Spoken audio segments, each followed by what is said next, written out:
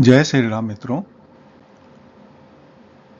9 तारीख का कल का मार्केट का ब्रेकआउट टाइमिंग एंड फोरकास्ट और पैटर्न आपके सामने स्क्रीन के ऊपर है। वो कुछ इस प्रकार से रहने वाला है। ये आज का जो मार्केट का हमारा फोरकास्ट किया गया था और जो प्राइस लेवल वगैरह हम लोगों ने प्रिडिक्ट किए थे और किस प्रकार से मार्केट ने इसको बिहेव किया, ये आज आपके सामने स्क्रीन के ऊपर है। तो लगभग मार्केट ने उसी प्रकार से जो हमने अनुमानित किया था, लगभग मार्केट उसी पैटर्न पे ही रहा है। और जहां तक अगर हम लेवल की बात करते हैं तो निफ्टी 50 का हम लोगों ने जो है बॉटम अनुमानित किया था 24,534 का, जो कि 24,756 के आसपास ये रहा है। तो लगभग जो है अगर हम यहाँ पे देखेंगे तो 24,690 के आसपास में हम लोगों ने, या 24,710 के आसपास में हमने अनुमानित किया था जो बॉटम का इसका सपोर्ट्स लेवल रहेगा। ये उस तक नहीं पहुंचा बल्कि उससे ऊपर में ही जो है इसने जो है मूव किया है। और हाईएस्ट साइड भी अगर हम इसका मार्केट का देखते हैं तो जो आज हाईएस्ट इसका मार्केट का रहा है तो वो लगभग 25,040 के आसपास ही रहा है। तो अगर हम यहाँ पे भी देखते हैं तो 25,032 और 25,058 का हमने अनुमानित किया था। तो पूरा मार्केट इसी के बीच में जो है मूव करा है। ये निफ्टी बैंक का हमारे पास में जो है पैटर्न और ब्रेकआउट टाइमिंग और चार्ट है हमारे पास में, जो कि हमारे फोरकास्ट के हिसाब से ही लगभग काफ़ी हद तक जो है इसने पैटर्न को भी मूव किया है।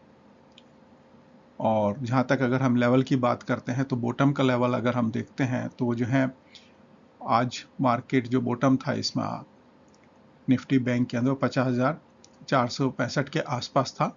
तो 50,000 हम लोगों ने जो अनुमानित किया था वो है 50,464 के आसपास हमने फर्स्ट जो है इसका सपोर्ट्स लेवल लिया था। लगभग ये उसी के आसपास में मार्केट ही अगर आप देख सकते हैं तो उसी के आसपास रहा था। हायर लेवल के अंदर जो है आज मार्केट जो है 51,168 तक गया है मार्केट। और हम लोगों ने जो अनुमानित किया था इसका 51,155 के आसपास हमने इसका अनुमानित किया था। तो लगभग मार्केट थोड़ा उससे हायर अप होके और जो हमारी रेंज थी उसी के बीच में जो है ये बंद हुआ है। हमने अनुमानित किया था 51,080 के आसपास और ये लगभग उसी के आसपास 51,075 के आसपास में ये मार्केट बंद भी हुआ है। तो ये कुछ इस प्रकार से हमारा एक्चुअल मार्केट का जो फोरकास्ट था वो है। और कोई भी इसमें 100% पारंगत नहीं हो सकता है कि 100% वो एक्यूरेसी पहुंच सके। और ये जो है हमारा स्टडी पर्पज से बनाया हुआ है। किसी भी भाई को अगर इन्वेस्टमेंट करना है इस मार्केट के अंदर, अपने फाइनेंशियल एडवाइजर की हेल्प के द्वारा ही वो जो है इस मार्केट के अंदर इन्वेस्टमेंट करें और अपने ही सोच और विचार, अपने लॉजिक को साथ में लगाएं। 100% इस पे डिपेंड ना हो, हमारी कोई इसमें रेस्पॉन्सिबिलिटी नहीं है, क्योंकि ये हम जस्ट स्टडी पर्पज से बना रहे हैं।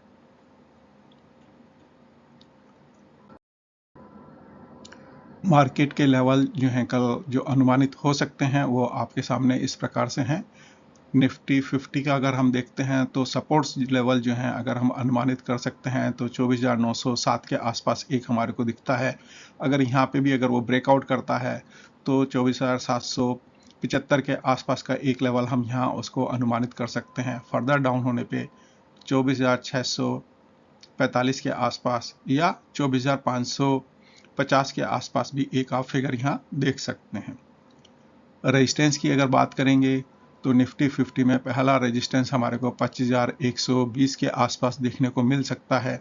उसके बाद 25,250 पे हम एक अनुमानित कर सकते हैं और 25,383 का भी एक आप अनुमान लेके चल सकते हैं। और हायर साइड में अगर और जाता है तो 25,500 के आसपास भी आप एक इसका फिगर देख सकते हैं निफ्टी 50 का।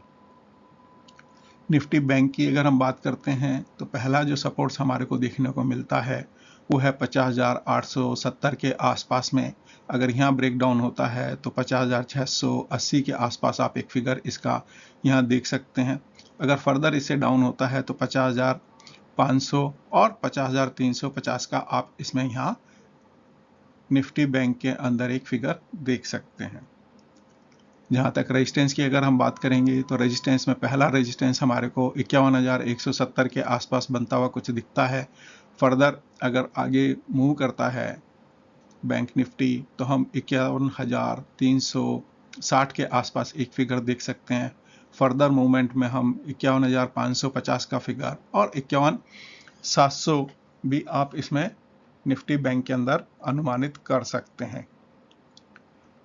निफ्टी नेक्स्ट 50 की अगर हम बात करें तो पहला सपोर्ट्स हमारे को जो है 74,415 के आसपास हमारे को नज़र आता है। दूसरा सपोर्ट्स जो है हमारे को 74,185 88 के आसपास नज़र आता है। अगर फर्दर डाउन होता है तो 73,960 के आसपास फिगर देख सकते हैं और 73,000 आप 700 का फिगर भी इसमें अगर फर्दर डाउन होने पे हैं तो वो देख सकते हैं इसके अंदर।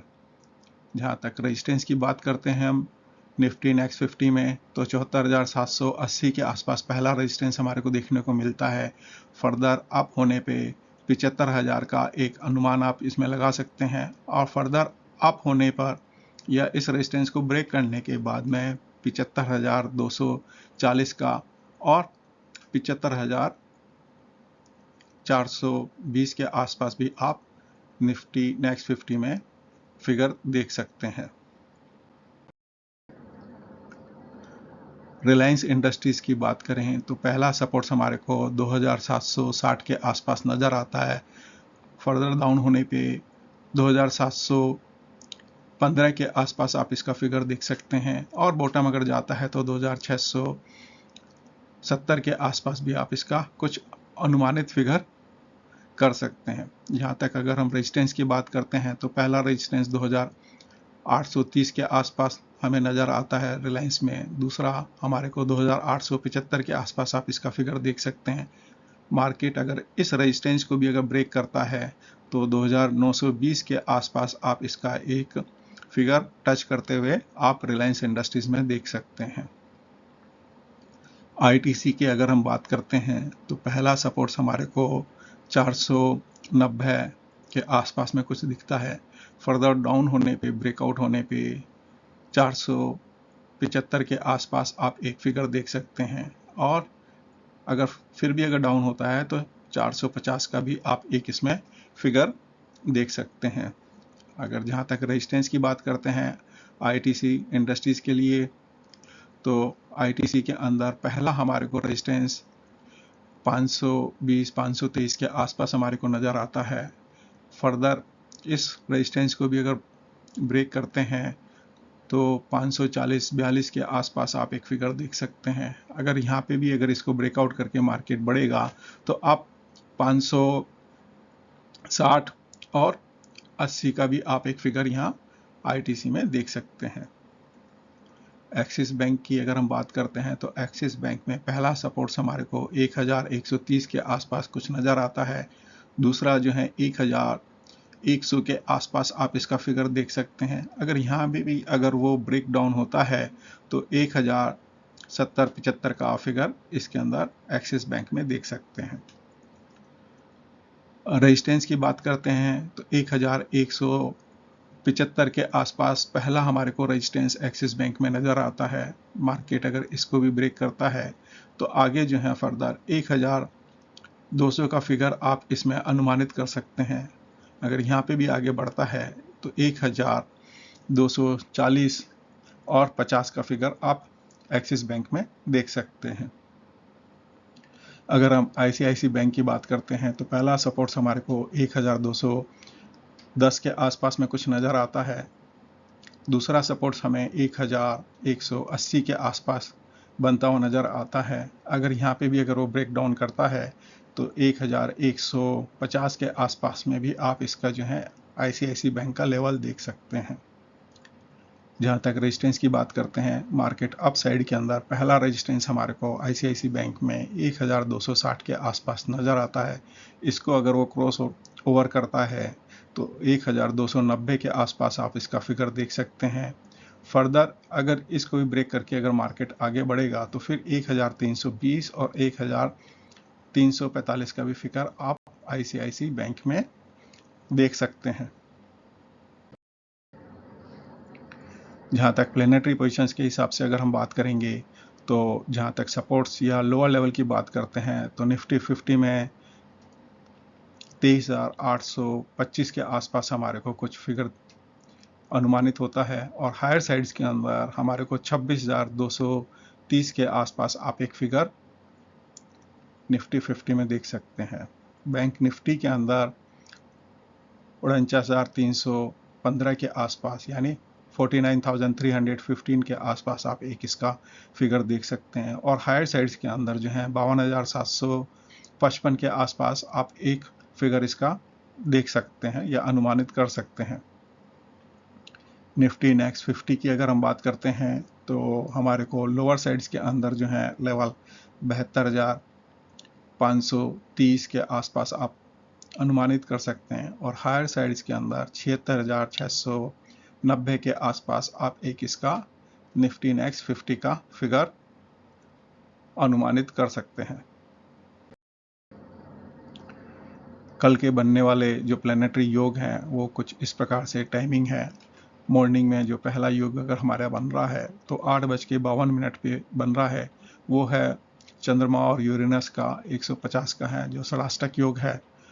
तो ये टाइम मार्केट में मॉर्निंग में हो सकता है कि आप रेड कैंडल में स्टार्ट होता हुआ देखें मार्केट को। उसके बाद जो है 11:23 के ऊपर चंद्रमा और नेपच्यून का जो है हमारा 90 का एक एस्पेक्ट्स बन रहा है। ये भी एक आपका जो है अशुभ योग बनता है, लेकिन यहाँ में हो सकता है कि मार्केट एक ग्रीन कैंडल बनाता हुआ नजर आए।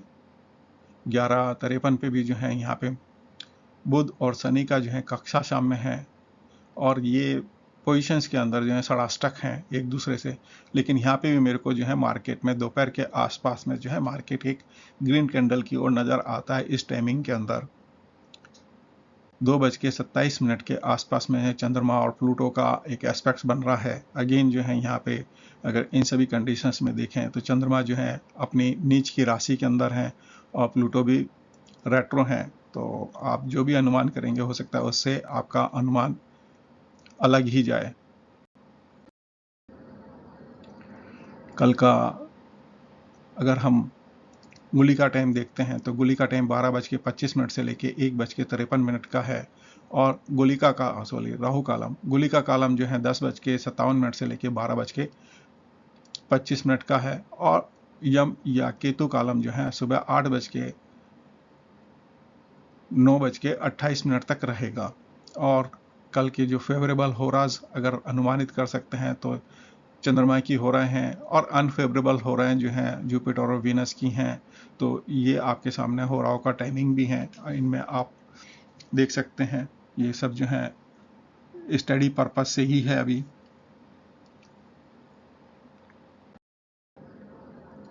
जहाँ तक अष्टक वर्ग की अगर हम बात करते हैं तो कल के दिन के अंदर हमारे को चंद्रमा का एक अष्टक वर्ग जो है स्ट्रेंथ दिखा रहा है। दूसरा स्ट्रेंथ अगर हमारे को देखने को मिलता है तो शुक्र का स्ट्रेंथ है, और शनि का जो है स्ट्रेंथ, प्लैनेटरी स्ट्रेंथ हमारे को देखने को मिल रही है।